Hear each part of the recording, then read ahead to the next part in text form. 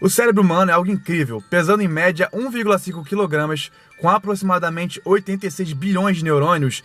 É ele que te permite ter os seus 5 sentidos, e no caso, a visão, o olfato, o paladar, a audição e o tato. Faz você se sentir bem, se sentir mal, se sentir triste ou até feliz.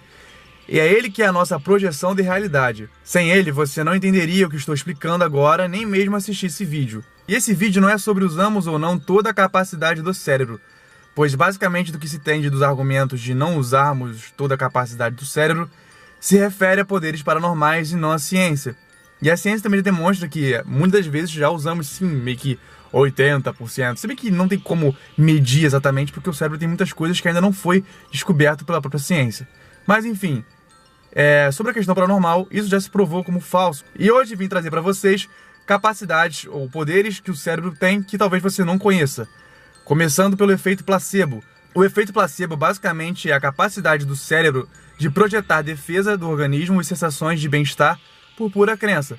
Pode vir desde um remédio que não tem efeito algum, no caso no sentido do próprio remédio, como um copo de água milagroso. Muitos médicos também podem atribuir efeito placebo a medicamentos com princípios ativos, mas que apresentam efeitos terapêuticos, diferentes do esperado. Por exemplo, um comprimido de vitamina C pode aliviar a dor de cabeça de quem acredita estar ingerindo um analgésico, sendo o exemplo clássico de que o que melhora é não apenas o conteúdo do que ingerimos, mas também o acreditar que estamos a ser tratados. O placebo pode ser eficaz porque pode reduzir a ansiedade do paciente, revertendo assim uma série de respostas psicossomáticas e levando a uma sensação de bem-estar. Este efeito, muitas das vezes, é de fato um benefício real à pessoa. E o efeito placebo é particularmente importante nos mecanismos cerebrais que trazem consciência aos estímulos nervosos relacionados à dor, sendo a sensação experimentada em grande parte dependente da forma como se pensa a mesma. Os pesquisadores da Northstamp Medicine do Instituto de Reabilitação de Chicago identificaram que o efeito placebo acontece na parte frontal do cérebro, chamada de giro frontal médio, região que também tem papel importante nas emoções. E relata-se nesses casos que o efeito placebo é capaz de aliviar ou mesmo suprimir por completo a sensação de dor, mesmo que o estímulo doloroso, ou uma ferida, por exemplo, no caso física, não psicológica, continue a sensibilizar as vias neurais correspondentes com igual intensidade. Mas lembrando também que isso serve também para dores psicológicas, como dores emocionais, perda do sentimento de perda, ou qualquer coisa do tipo que seja relacionada à dor, tanto física como psicológica. E prova disso, os placebos são aplicados para testar os reais efeitos de medicamentos e terapias. São usados em estudos duplamente cegos e consistem no uso de cápsulas desprovidas de substâncias terapêuticas ou contendo produtos reconhecidos como inertes e inócuos, que são utilizados em estudos como nós, animais e de outras espécies. E pode-se dizer que o sucesso do placebo não está na substância ativa, e sim o efeito do placebo da mesma, ou seja, crer que aquilo vai fazer melhorar. E existem muitas patologias que são suscetíveis ao efeito placebo, como é o caso da insuficiência venosa, que é quando as veias do corpo não são capazes de bombear o sangue de volta ao coração, fazendo com que eles se tornem mais largos ou tornem-se varizes ao longo do tempo. E se o cérebro consegue se curar por pura crença, ele também consegue se ferir do mesmo jeito, que é o caso do efeito ou reação nocebo, que é o procedimento onde o cérebro estimula sensações negativas baseadas em crenças, como no filme Justiceiro de 2004, onde o próprio justiceiro tortura um homem induzindo a ele pensar que era um maçarico, mas na verdade era apenas um picolé. E nessa cena você vê que o torturado realmente está sofrendo com aquela dor estimulada pela crença daquela realidade, pois o justiceiro queima um pedaço de carne, fazendo subir o cheiro de carne queimada, somando com as picolezadas nas costas do torturado, fazendo assim pensar que realmente estava sendo queimado vivo.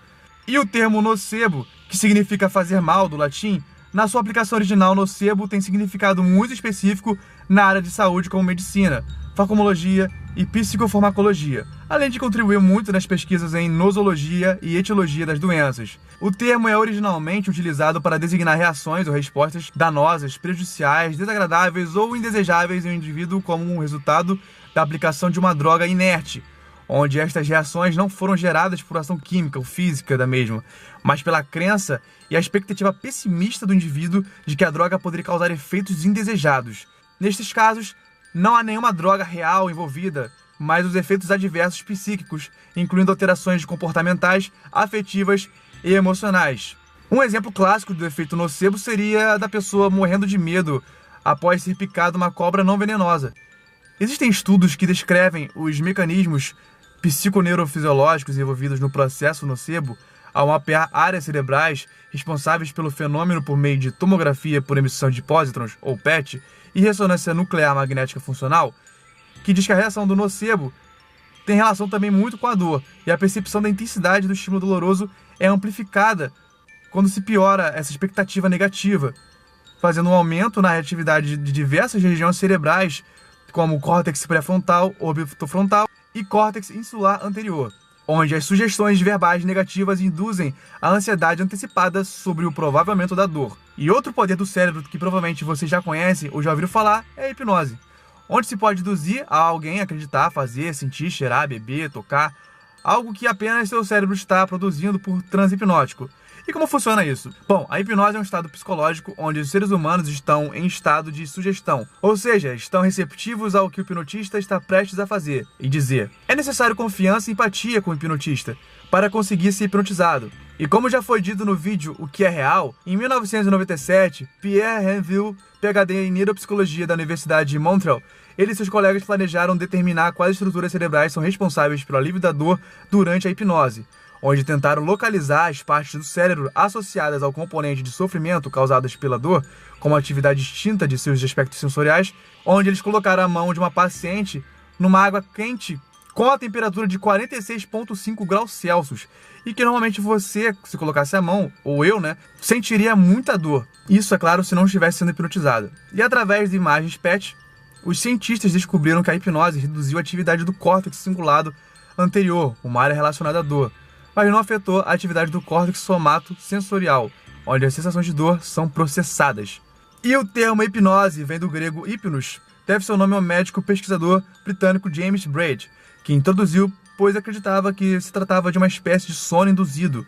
Quando tal equívoco foi reconhecido, o termo já estava consagrado e permaneceu nos usos científicos e popular, sem dizer que hipnos também é um deus grego.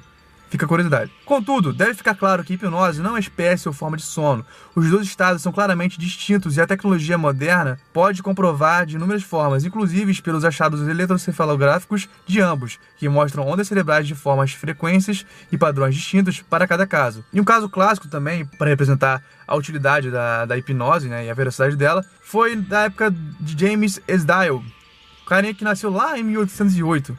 Isso mesmo. Ele utilizou o sonambulismo magnético, que basicamente é uma hipnose também, para realizar aproximadamente 3.000 cirurgias sem a necessidade de anestésicos químicos, e foram incluídas até mesmo extração de apêndice, entre outros procedimentos de grande atenção. Todas as cirurgias estão devidamente catalogadas.